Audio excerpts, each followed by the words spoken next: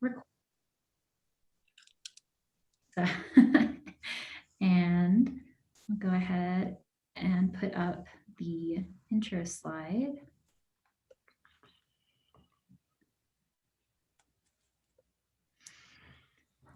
All right.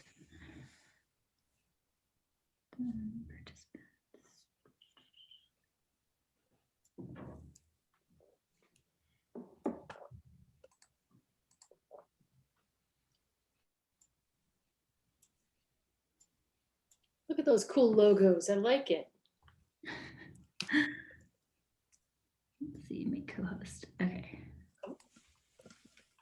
So I let Molly is going to help me admit people into the meeting just because I'll be sharing my screen and it's a little bit more difficult to see everybody. So she's graciously stepped up to just say that she'll take on that part for us. So I'll go ahead and start letting people, or I guess we can go ahead and start letting people in, Mal. Cool. Is Annette joining us today? You know, I don't know. She made a road trip out to Iowa to, her brother-in-law is not doing very well. He's got COVID and on a ventilator. And she was also going to be going out there anyway to drop off her daughter to college. So I'm not sure if she's back, actually. Yeah, okay. Okay, I'm going to admit all of these people. There's 8 in the waiting room now. Thank you. Mm-hmm.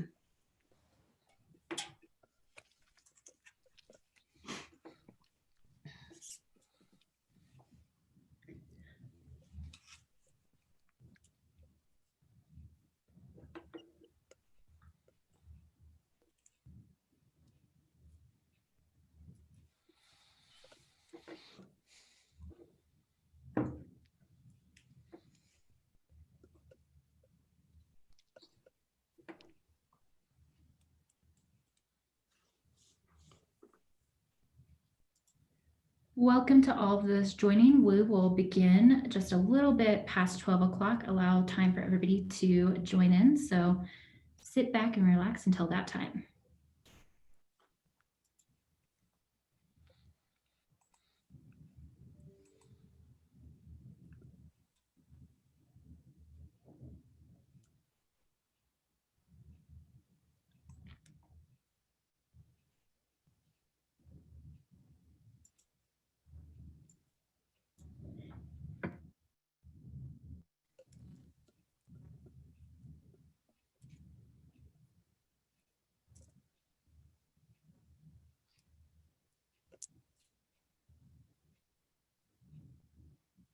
As you're joining us, if you want to put in chat what you're interested in getting out of the session today and introduce yourself, that would be great.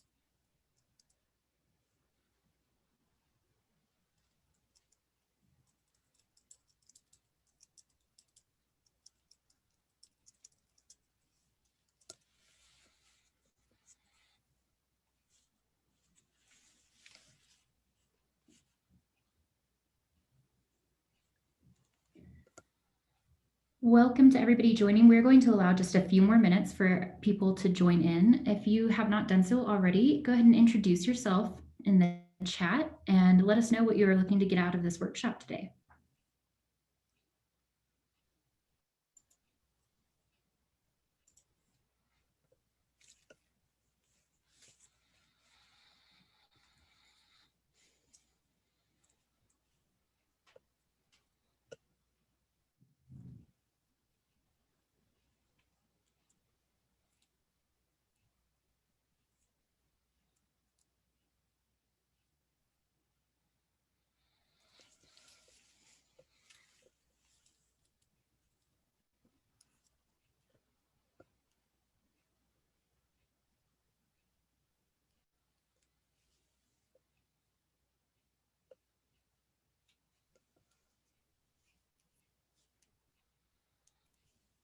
Hey, Wendy, is the workbook in an email that was sent out or? Yes, it was in an email that's sent out. However, there's also a link after I begin the slides. On the third slide, there's a link to download the workbook. So Okay, cool. those who don't have it can go ahead and download it whenever I flip to that slide. Thank you. Actually, while we're doing that, if you don't have your workbook, it was sent out via email. However, you can copy and paste this link right here and it will take you to download that digital workbook.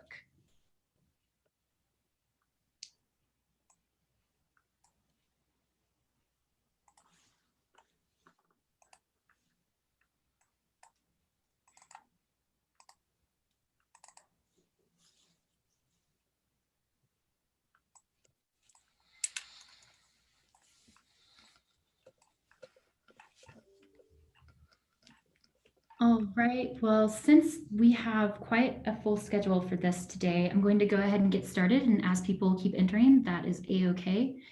Welcome to Women of Mines, Negotiating Your Salary. I am Julie Cummins. I'm a program manager with the Colorado School of Mines Foundation, and I'm going to give you a quick breakdown of today.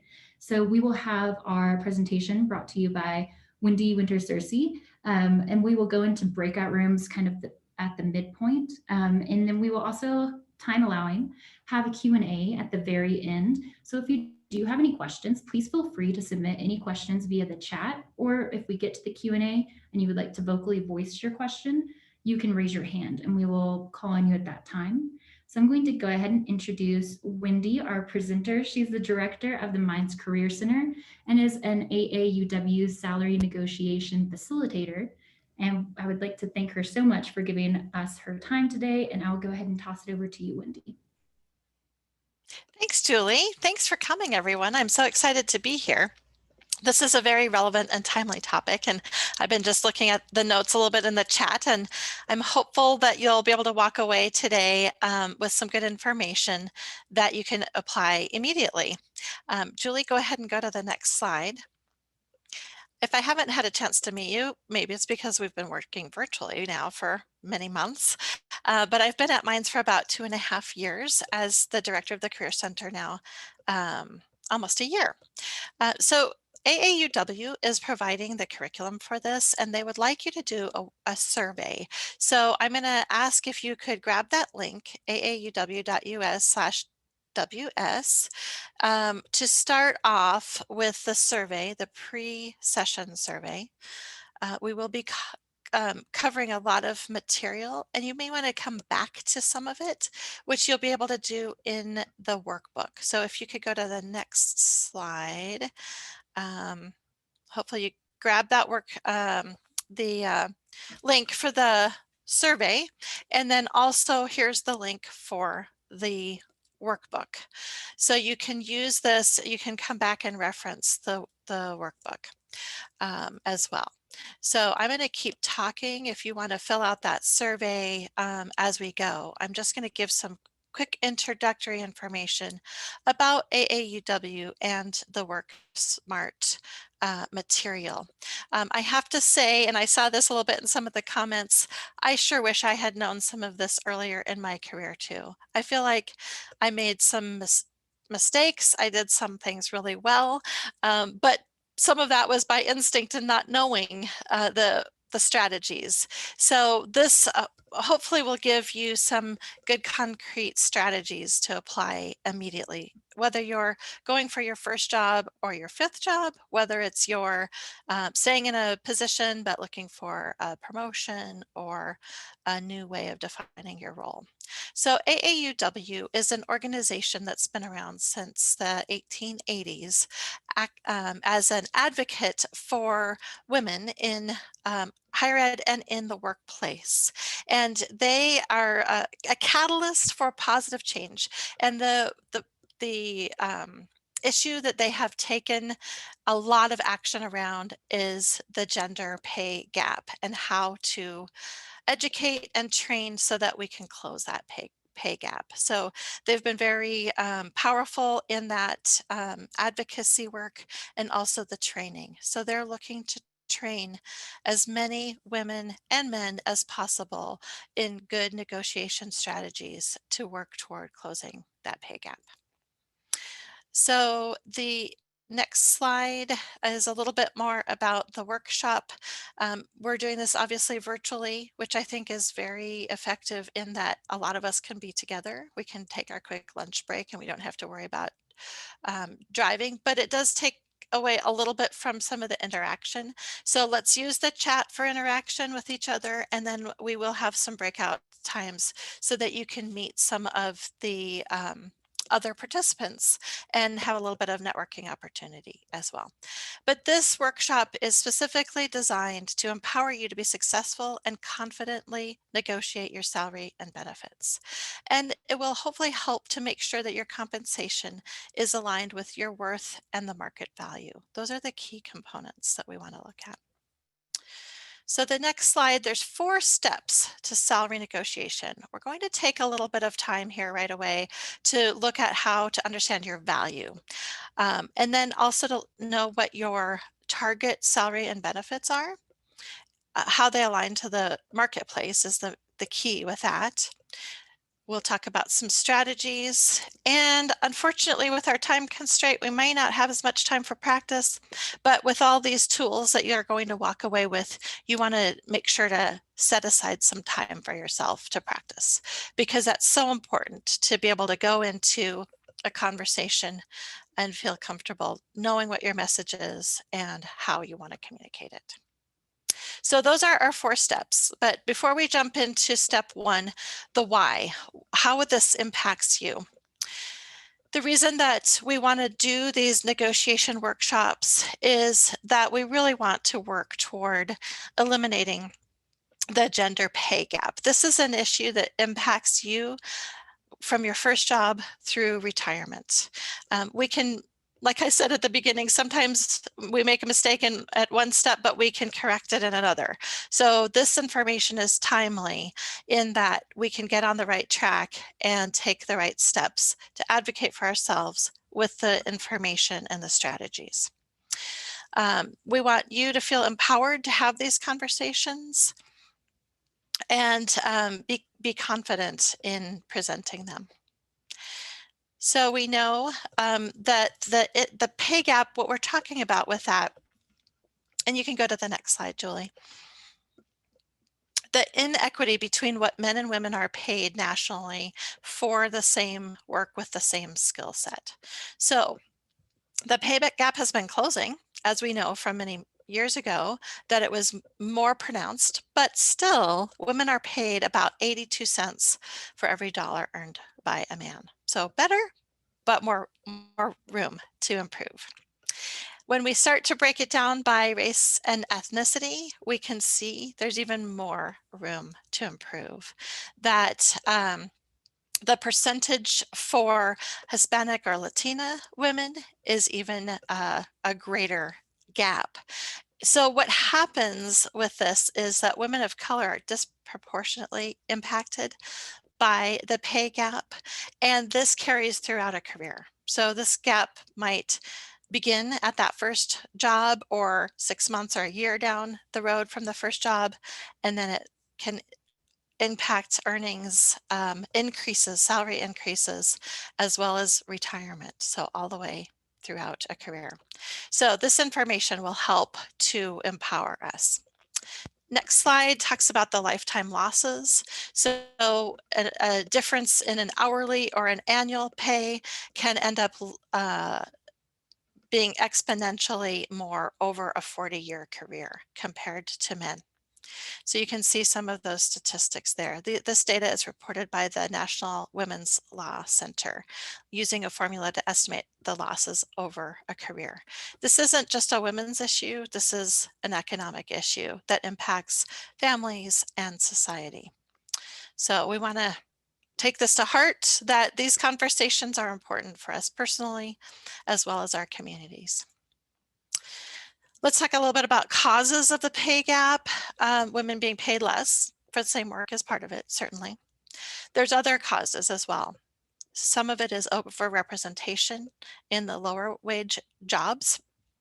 Even within an organization, you might see more women in the human resources, the more relational type positions rather than the technical or operational.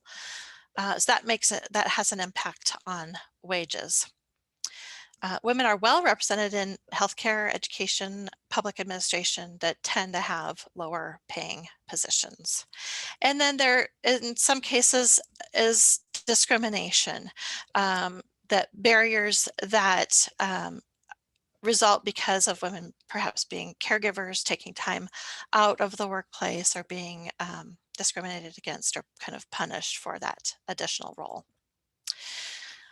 I don't want to stay with this too long, but I do want to talk about stereotypes and the double bind. This is a piece that, oops, we're ahead a little bit, I think, that impacts how we go about negotiating, because women might be thinking about the way they want to present their case, their value, and we realize that that double bind means that sometimes we're not as viewed as likable. So women are viewed more favorably if they're likable, and but also a little bit less competent, and then they might not be given those stretch assignments. So what's that balance between being likable and competent without going to the other kind of stereotype of being then the bitch in the workplace?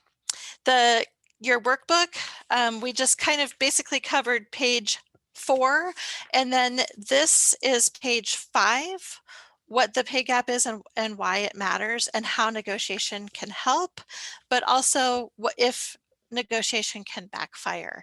And I would say it can, and that's why it's so important to be thinking about how to be effective in the way that you're going about really a win-win in your negotiation. So what do you see as your biggest challenges as you negotiate your salary and benefits? Maybe drop them in the chat box if you'd like. Think about what those challenges might be. Maybe a little bit based on what we just talked about, maybe your own personal experiences that you've had. What are some of your challenges? And just know that we're not alone, that we all at times feel anxiety, uncertain, or maybe we feel very confident and can negotiate and speak very clearly for what we need. That's important. So I'm seeing a few things appearing too aggressive, not knowing what my appropriate salary is, understanding our value. Yes, those are all challenges for sure. Let's go ahead and go to the next slide. So this is where we want to start looking at our value, because that's what we want to base our negotiations on. How can we confidently articulate and share the value that we bring and the contribution that we'll make? That's what we're basing it on. So some of the material in the AAUW is going to talk about building your own budget. We're actually going to skip that, but there is a really good worksheet in your workbook for that. But one thing to be really clear about when you're communicating your value to the company. You're putting in the back of your mind what your budget is and what your needs are, but that's not what you're communicating to them. What they're interested in is how can they meet their needs? How can they fill any gaps? How can they achieve their company goals? So that's what we want to be communicating. So there's also an example, and this is the next slide if you want to go forward. There's an example in the workbook about with a resume. You can look at that later, but this is something to think about for your own resume, because your resume will be your written description. Even if you're not changing jobs, you want to have an up-to-date resume that really focuses on accomplishments as it's tied to the industry and the role that you're in. So think about your resume. And then the next slide, your own brand. So this is where you want to develop what we're going to talk about as your value in written form in your resume, and in other ways that you're communicating your brand. So that might be on social media. It might be through your oral presentation. Maybe it's an interview, maybe it's a presentation. So think about how you're communicating your brand.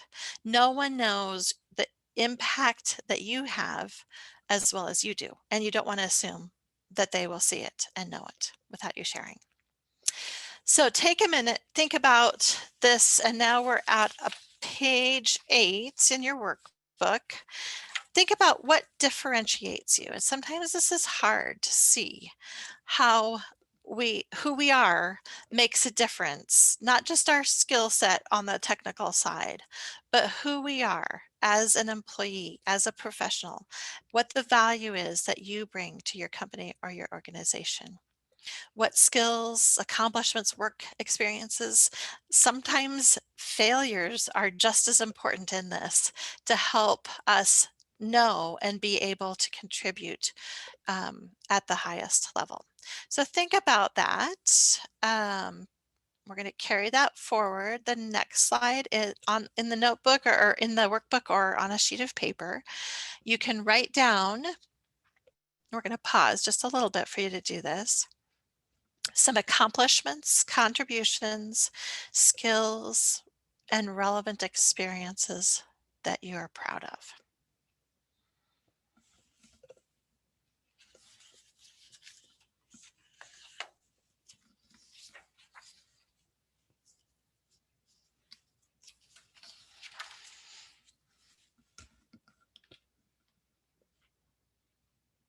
It can be big, it can be small.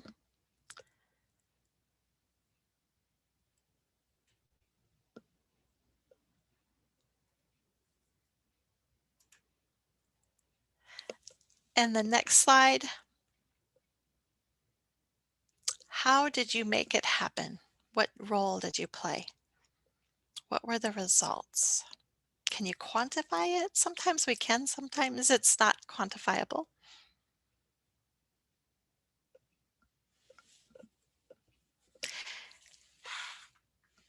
And here's where I'd like us to go into breakout rooms.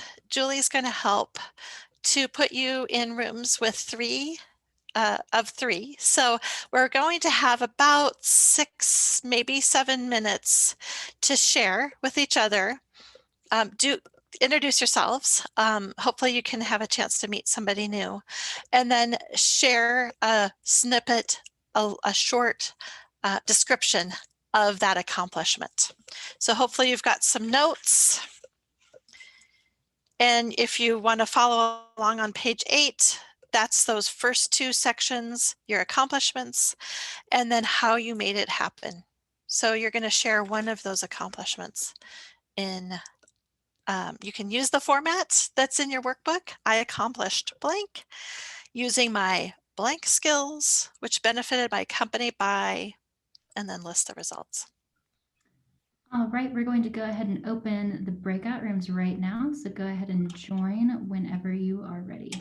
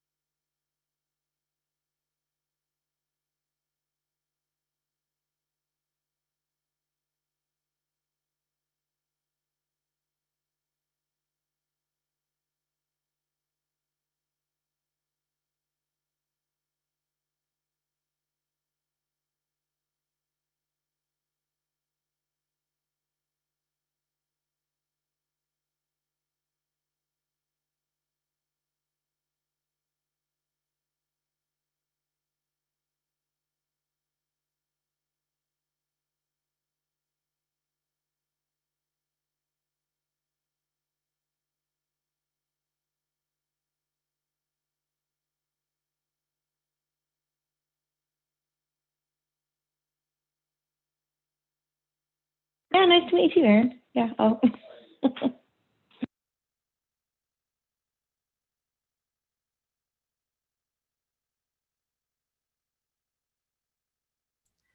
We're coming back. While we come back, you can see this formula in a sense that can help you with these conversations. So think about filling in what you talked about. Hopefully that gave you a little chance to practice and to meet somebody new. And then you can work on those statements using this formula. So you're focusing on results, you're focusing on skills and contributions, your contributions. Julie, do you think we're back? There's 45, it looks like. Yes, I think everybody is back now. Okay, great.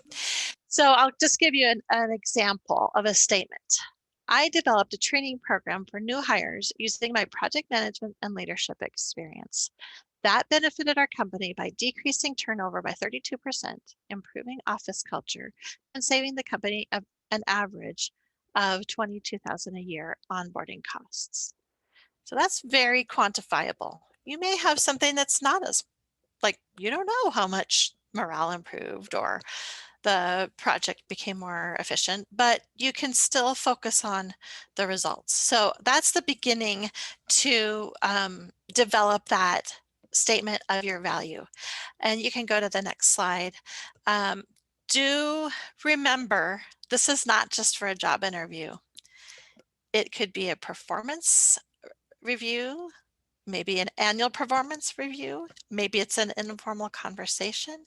So these are statements that you want to be prepared for and to be thinking about for yourself and giving yourself really the credit for the accomplishments that you're providing your employer.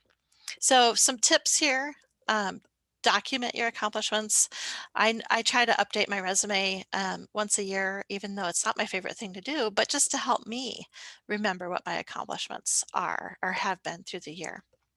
Because it's easy for us to just move on to the next task without acknowledging it. Think beyond the tasks, quantify where you can, and recognize that everything counts, that there are aspects that may not be in your job description, but are very vital to the effectiveness of your company. All right, the next section is knowing your target salary. So first of all, knowing our value is important. It's our foundation. Next, we want to know what our target salary and benefits are. So some steps to learn and prepare this is knowing that all employers are going to have a range for their jobs. So they have a worth that is independent of you as for your worth. So they're hiring you and paying you based on what their calculations are of the value of that position in their organization. So you want to research comparable job titles. Find the market rate for your position, and that information is out there, it's not hidden. Use your target salary to create your target range. Determine your walkaway point, create a realistic budget, and assess the value of benefits. So those are your 6 steps, and we're going to really focus on the first 2 or 3. So start setting your target. Your worth not in the world, is in your role is based on objective market data. The salary range, you're going to start with the bottom of your range being the midpoint for that title and position, and then up from the midpoint. Your walkaway point may be lower than the mid-range, but it's the lowest salary that you're willing to accept. So think about that too, but the walkaway point is not where you're starting. You're starting from your target. So you're going to ask for what you want up front, what's realistic as well. So next slide, this will walk you through some steps that you can take to do the research. Salary.com is a good starting place. You do not have to pay anything to get the information. They do have a paid service to give you more customized reports. But what you want to do is give an approximation of what you think the job title or the keyword is, and use location, because location matters a lot around the cost of living. I always say use 2 or 3 data points to get the best information. But we're going to walk through what salary.com looks like because it's a really nice range to look at. Used LinkedIn, Glassdoor, they both have good salary information. And the bottom of page 9 will give you a whole bunch of other sites. You may know that Minds produces salary information specifically for new grads, so you can always use that as well. So you can have that as one of your data points. So this is what you might see. The samples that you have in your book go along with this public relations specialist position. So what you're going to see is the alternative titles perhaps, and a little bit of description of the responsibilities. And just think about it a little bit, maybe your title is something that's unique or that your responsibilities are different than the usual. So take a look at both to make sure you're on the right track. Next slide, here's a sample for that public relations specialist that you're going to see on salary.com. And again, you don't have to purchase that full report to get the information you're looking for. Look at their midpoint, their median salary. What you're going to find out is some companies will be lagging. They may have a high demand because they're in a geographic location that is very desirable, so they don't pay as much because their location is a draw. They may be matching the midpoint, or they may be leading. There's nothing wrong with that in any of those cases, but just know that maybe the salary you're getting is going to be different than what you're seeing here, or what you're observing. I do want to throw in here really quick that Colorado has some new employment laws that took effect on January 1st. And one is that all job postings must post a salary range. So you're going to be able to compare the job title and the information you get from PayScale and salary.com with the job posting. So that's new. I don't think it's 100% taken effect, because I've seen jobs that don't show it yet. Maybe they were posted before January 1st, but you should be expecting that so that you can make informed decisions to apply for jobs that are within the range that you're looking for. The information is going to give you power to make that decision. Okay, so with that, you're going to set your target salary and your target salary range. So you can go to the next slide. When you set your target salary, you want to start at or above the median. If you have specialized experience or credentials, extensive experience, you might go above the median, but make sure that you're very conscious about how you're making that decision.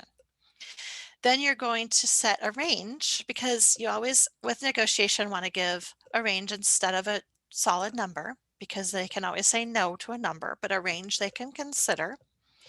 So your range will be perhaps midpoint and up. Now, AAUW says up maybe 20%. You want to really think about it for yourself, and you don't want to stretch too far. You don't want it to be too narrow either. So think about what that range looks like to you. So if you're looking at midpoint and up 15%, whatever that might be. When you're sharing your desired salary range in a negotiation, you don't want to give a number lower than what your target is, because that gives them an opportunity to give you less than what you're hoping for. Does that make sense? I hope that's clear, but as we go, hopefully it will be more so. I think I saw in the chat to talk more about walkaway point. Let's talk about walkaway point. So let's go forward a slide, or potentially, yes. So your walkaway point is that lower number. You're not going to be sharing it yourself. If they come back to you with an offer that's lower than what you're asking for. Maybe you have already asked if you can negotiate and they can't for whatever reason, and they are sticking with a number that is not what you want. Think about, will you be living with regrets by taking this position that doesn't meet your expectations? Or will you be living with regrets that you didn't take the opportunity? But the walkaway point should be based on your personal budget. Again, you're not sharing any of your personal details, living arrangements, bills, none of that with the employer. That's not what they're interested in. It only gives them more ammunition than they need. But you do want to create a realistic budget. So that's the next slide. Again, I'm not going to walk a lot through the budget piece, but you can see it on pages 11 and 12, and hopefully you're already doing budgeting.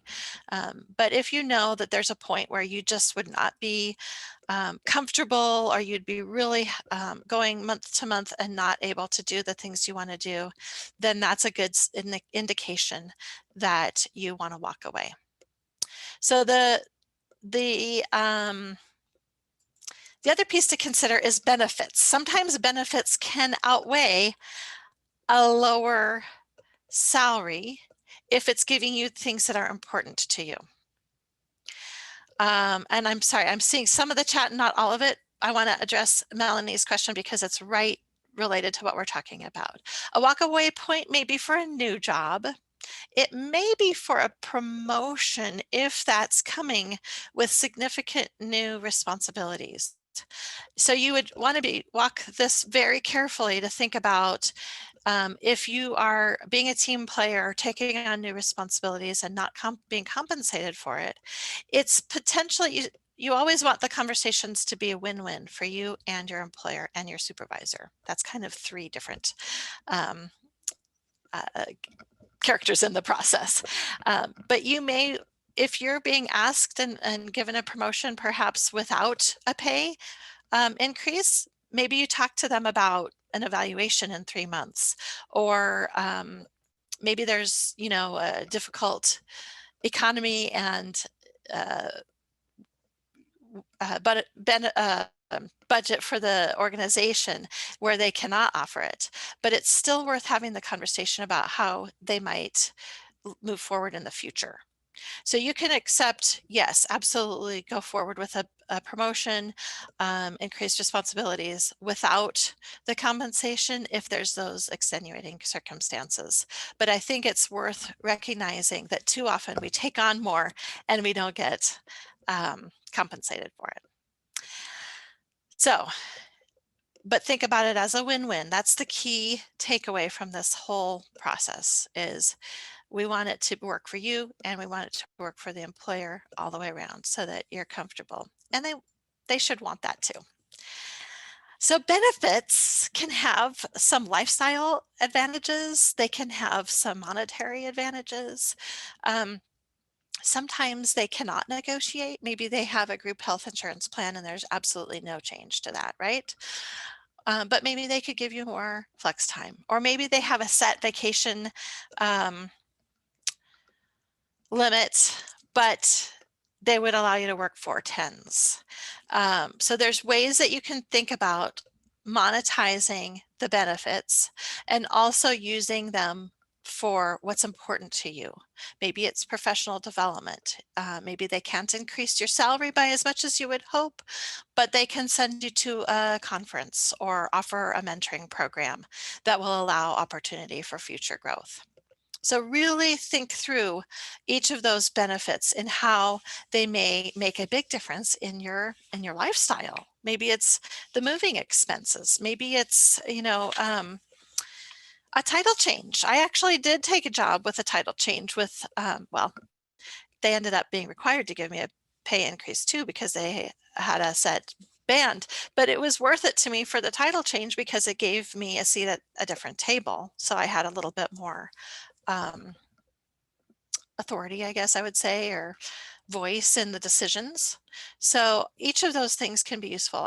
I've had students even at their first job out of college be able to negotiate a title change for a little bit of a step up. So even if the salary didn't change, they were in a different band for the next set of increases. So really think about it and weigh what those benefits will mean to you. All right, next slide. Okay, so we've talked through knowing your value. We've talked through knowing the market for your potential salary. And I want to talk next about strategy, because I think the strategy is so important.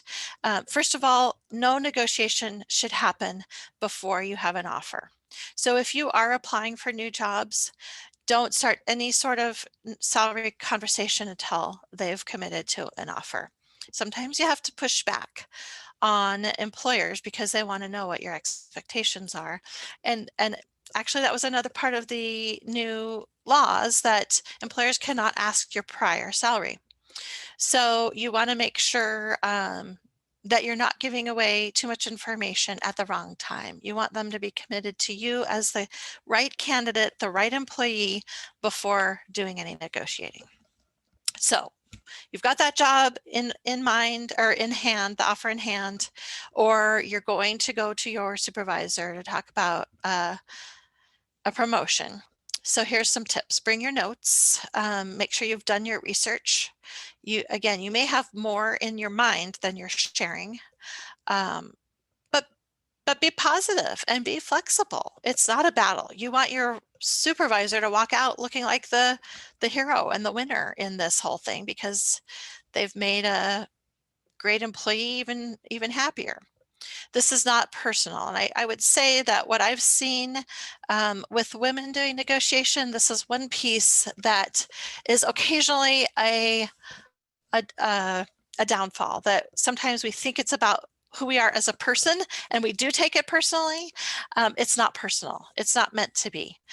But we do want to know and understand our employer as much as possible. If it's a supervisor we've worked with and we're looking for a promotion, we might know them very well. Think about making sure it's a good time for them, whether it's a good time of day or week, or a good time in the budget cycle, whatever that might be. They want to work. They've chosen you and they want to work with you, and they want to make it work. So think about that as you're going into this process.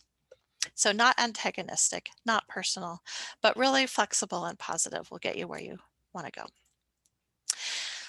The next slide is a couple things I've already alluded to. So you absolutely don't want to give a salary history. In Colorado, but not every state, it is now not legal for the employers to ask for that. So that's something you're going to deflect. So think about this, this image as deflecting, but you can deflect very positively. It doesn't have to be, again, a battle in any way. What are your salary expectations, you might hear? Well, thank you for asking. I would be happy to talk about that if we decide that this is the right position for me and you move forward with an offer. Or my salary expectations are in line with the salary range, and let's talk about that more when we're negotiating an offer. So any really polite ways, and this is something that's you can practice, even practice in front of the mirror ahead of time, so that you're prepared and not uncomfortable if and when you get those questions. So the reason why salary history is not something you want to share is it's found to be one of the reasons for the ongoing pay gap, in that the positions in the past may not be relevant. You may have been underpaid in your prior positions, and if they're basing their offer on the prior position, then you continue down that path of being underpaid. So that's something really really important to think about. And I think I saw a question in the chat, what if it's required? I think by law it's not supposed to be. I do know sometimes what they're asking is that salary expectation, and you can't bypass that in the online application. If you can put in zeros, which I know is not doesn't seem helpful, but you could try that if it requires a digit, or you just give them that honest, what you've done your research, the midpoint or above, not below, for what you're expecting. All right, so here's some great phrases that you can use. I think I threw out a couple already, but think about what works best for you. This position is not exactly the same as my last job. I'd like to discuss the responsibilities as they are here and determine a fair salary for the job. That's a really nice, pleasant deflecting, right? I'd appreciate if you'd make me an offer based on what you've budgeted for the position, and we can go from there. So you don't have any obligation to give that information. My salary history and expectations are in line with my professional achievements and with the requirements of the position. So, as much as possible, I'd like to see if I'm a good fit before we discuss salary. I'd like to learn more about the role before I set my salary expectations. So hopefully these are helpful to think about ways to have these conversations. Again, very pleasant, very positive. Great. Okay, so now you've got the job. If you get the offer and it's at or above your target salary, great. Look over the compensation and decide if you still want to negotiate. There are some employers that expect negotiation always. So even if you're getting what you think, what you wanted and what you think you're worth, you may still ask if you can negotiate or if you want to negotiate. So you can, I would ask it as a question though. And I think this is a key, that if you say, is there room to negotiate the salary? That gives them the opportunity to say, no, this is a state position and we can't, which don't assume that's the case, but there may be a reason. So ask the question so that you can have that positive dialogue without simply saying, I want this amount. You don't want to be throwing out numbers until you've started that dialogue. So maybe they say, I don't have the budget for this high salary. Here's some things you can respond. And these are in your workbook, so I'm not going to spend too much time on this. You might be able to follow up. Oh, thank you. I appreciate that you're willing to consider this in the future. I want to make sure to align my needs with the organization. Can we check back in 4 to 6 months? So think about all those different ways of being very positive, very flexible, and persistent. So let's go to the next slide. I do want to hopefully give you a chance for some of the great questions that you put in the chat box. Preparing to ask for a raise or a promotion. Again, really think about the timing. Be as prepared as possible as you would with a new offer. Next slide. So you think about when you want to ask. Set a meeting with your supervisor and begin the conversation with your pitch. And your pitch is your value statement. So that's what you want to be sharing. And maybe it's aligned with the annual performance review. Maybe you have 6-month reviews. Maybe it's not. So think about what works best for you and your organization.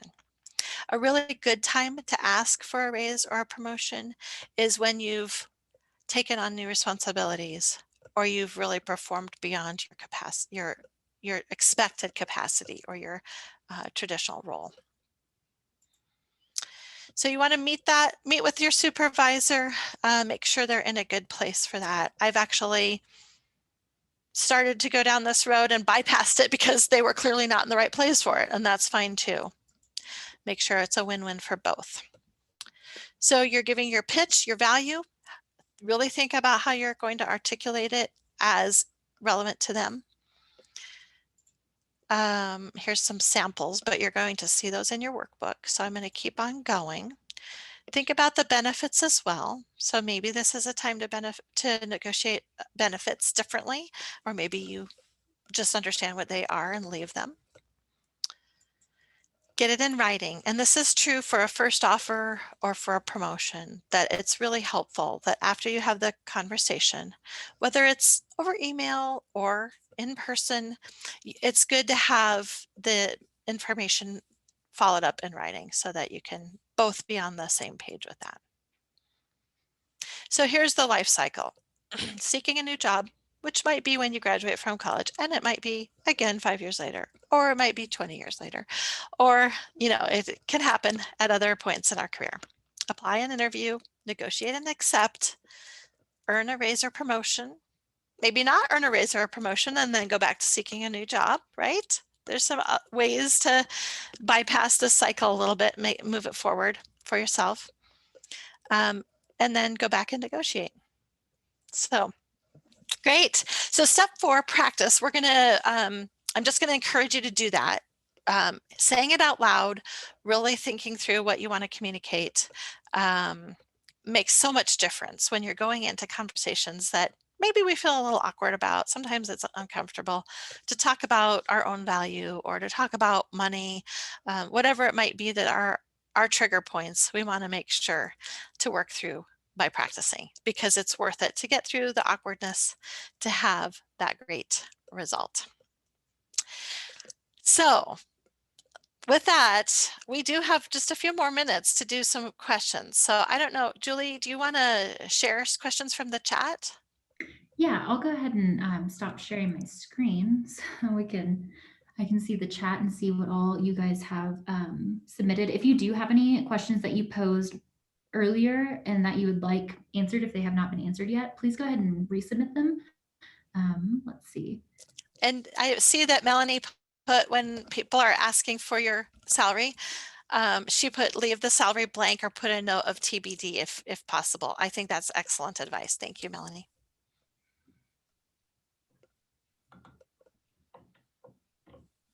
All right. And if you would also like to raise your hand to ask a question, you are more than welcome to do so, and I will call on you that way.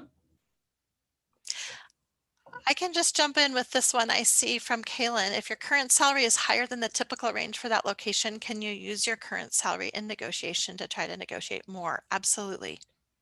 I would not go for less. You've already demonstrated the value.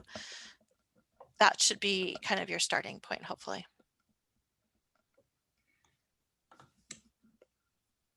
Right. We do have, I know one question up above that was said, what's typical for raises as you stay with the company? Is there a typical progression, Wendy, that you have witnessed?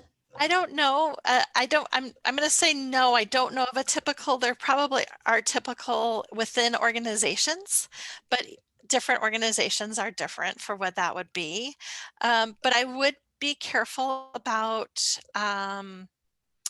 kind of just accepting what the typical is without looking at what the options are. And when you get to that point, if a company or organization has an annual increase, think about advocating for yourself at that point in time, that maybe they have a range as well. And if you can demonstrate that you've contributed to the organization, maybe you're on the top of that range, not the mid of the range. Right, and Keegan has a question. How would you go about asking your company? I know that our salary bands at the company I work for are kind of like top secret. No one can know what your salary is. No one can know, and even you can't know where in the band you are. I've asked and I've been told that's not information that's available. Mm-hmm. Yes, that may be difficult if they're not able to share, willing to share and be transparent about the salary bands and where each individual employee falls. I think that's where the salary.com and the other more generic or neutral information may be helpful for you, but it's not maybe going to give you as specific. I do think that should be changing a bit with some of this movement toward more transparency in the job postings that's required by the Colorado state law anyway. Other states have been adopting this as well. We're not the only ones. There are other states that have been ahead of us in this process. but that may be just something you have to deal with, that you don't have all the facts in front of you.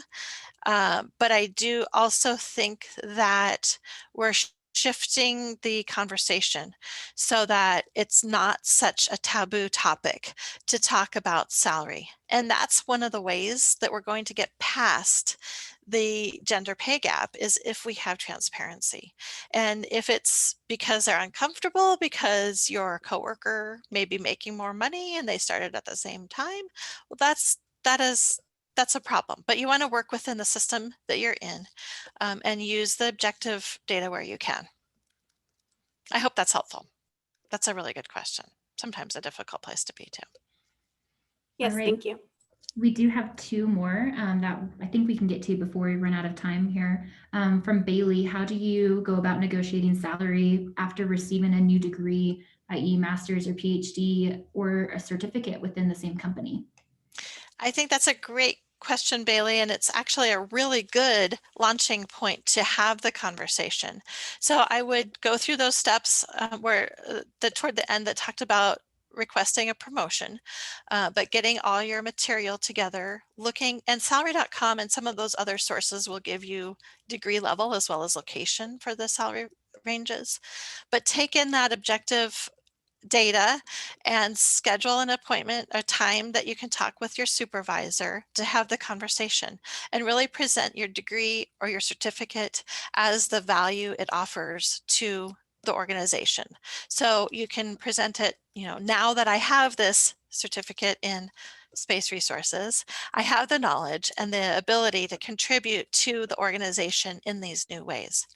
So it's not about the degree itself as much as about what you're doing in the organization that may have value and take you farther in those conversations. That's great. Great. It is a really good point that you want to leverage when you have that opportunity. Mhm. And one last question from Melinda. Do you have any advice on negotiating salaries or raises when you're switching industries to an industry that typically pays less, even for a very similar role? Mm-hmm. I don't think I would do anything particularly different, but if you're making that decision and you know that already about the industry, it may be that it's worth it. And I know that I've moved positions and took a lower position and a lower salary because it was the right place for me to be at that point in time. And I wanted the position enough that it was worth it. So I wouldn't necessarily back away from negotiating, but do understand that they may be limited in what they can do. But you don't know that until you ask. So I would definitely ask. Thank you, Wendy. And that is about all that we have for time. But Wendy, do you mind sharing your contact information? So if any questions weren't addressed, Wendy has graciously agreed to share her contact information, and you are welcome to reach out to her.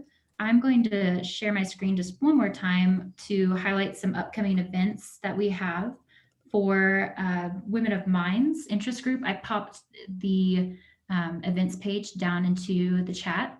So if you guys would like to check this out, there's a lot of great things coming up this spring semester. I would like to go ahead and just close it out. Thank you so much, Wendy, for your time. And thank you to Women of Minds for putting on this event. Thank you everyone for attending too. Please have a very nice day. Thank you. Feel free to reach out. Thank you guys.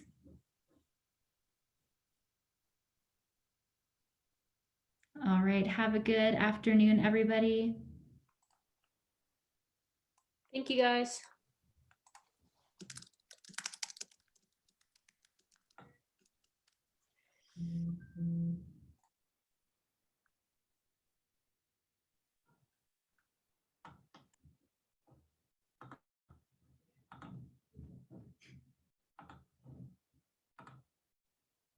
Thank you, Wendy, so much. Have a good afternoon. Bye all.